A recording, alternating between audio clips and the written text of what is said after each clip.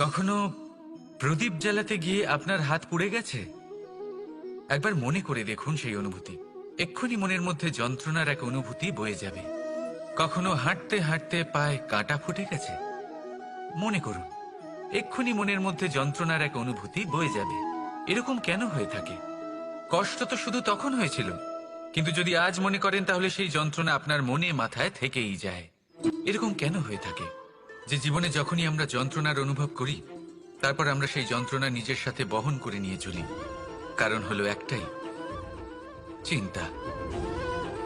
কোনো যন্ত্রণাই এতটা কষ্ট আমাদের দেয় না যতটা কষ্ট এই চিন্তা দেয়। তাহলে এই চিন্তা ত্যাগ করুন আর ভাবুন যে কিভাবে নিজেকে সবসময় আনন্দে রাখা যায়। আর অতীতকাল এবং ভবিষ্যতের চিন্তা ছেড়ে দিন, এই বিষয়ে ভাবাই ছেড়ে দিন।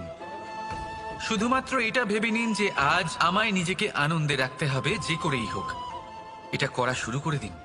তারপর আপনি দেখবেন আপনার কাল, পরশু, পরের সপ্তাহ, সমস্ত মাস, সমস্ত বছর, পরের বছর, সম্পূর্ণ জীবন আপনি শুধুমাত্র প্রসন্নতাই পাবেন। এবার আসুন এই প্রসন্নতার সাথেই বলুন, রাধা রাধা। এই জীবনে মানুষ শুধু তিনটি জিনিসের পেছনে ছোটে: ছায়া অর্থাৎ সঙ্গী, সম্মান; কায়া অর্থাৎ সুন্দর বলিষ্ঠ শরীর; আর তৃতীয় হল মায়া অর্থাৎ ঐশ্বর্য। এবার অবাক করার মতো বিষয় হলো, সময় এলে পরে এই তিনটি বস্তুই সবার আগে আপনাকে ত্যাগ করে।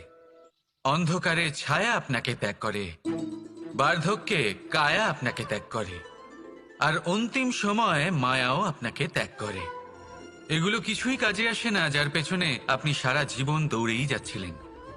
যদি কিছু কাজে লাগে, তা হলো আপনার প্রেমপূর্ণ ব্যবহার যা আপনি সংসারকে দিয়েছেন। এ হলো সেই প্রেম যা অন্ধকারে প্রদীপ হয়ে আপনাকে আলো দেবে। এ হলো সেই প্রেম যা বার্ধক্যে হাত রূপে আপনাকে শক্তি দেবে, সহায়তা করবে। আর যখন আপনার কাছে অর্থ থাকবে না, তখন এই প্রেমই আপনাকে সামর্থ্য যোগাবে। জীবনে যদি কিছু উপার্জন করতে চান, তাহলে শুধু প্রেম উপার্জন করুন। যদি আপনিও আমার মতো দূরের কথা ভাবতে চান, তাহলে শুধুমাত্র প্রেম উপার্জন করুন। রাখুন এই প্রেম ভাব নিয়েই বলুন, রাধা রাধা। কখনো ভেবে দেখেছেন আমরা জিহ্বার সাথে সাথে কান কেন পেয়েছি? এবার আপনি বলবেন, এ তো সহজ কথা, যাতে আমরা কথা বলার সাথে সাথে শুনতেও শিখি। এবারের আরো একটা গুরুত্ব আছে। আগে আমাকে বলুন, নিজের প্রশংসা শুনতে কার না ভালো লাগে?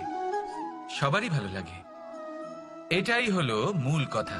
যদি এই কান দিয়ে আপনি নিজের প্রশংসা শুনতে চান, তাহলে সর্বপ্রথম এই জিহ্বা দিয়ে অন্যের প্রশংসা করতে শিখুন। এবার প্রশংসার বিষয়ে একটা অত্যন্ত গুরুত্বপূর্ণ কথা আপনাদের বলি। কখনো যদি কারোর প্রশংসা আপনি করেন, তাহলে সবার আগে সেই ব্যক্তির উৎসাহ বেড়ে যায়। আর তারপর নিজে যদি ভেবে দেখেন, তাহলে নিজের মনেও সন্তুষ্টি আর প্রশান্তি চলে আসে। আর একবার যদি এই মন প্রশান্তিতে ভরে যায়, তারপরে কেউ প্রশংসা করুক বা না করুক, কিচ্ছু যায় আসে না। সেই জন্য সবসময় অন্যের সম্মান করবেন, স্নেহ করবেন, প্রশংসা করবেন, সুখ ভাগ করে নেবেন। যার মধ্যে যেটা ভালো আছে তা বলুন, তাকে মনে করান তিনিও ভালো, তার উৎসাহ বাড়িয়ে তুলুন। তিনি জীবনে সামনে এগোবেন, আর এই ব্রহ্মাণ্ড আপনাকে কখনো পিছিয়ে থাকতে দেবে না। রাধা রাধা।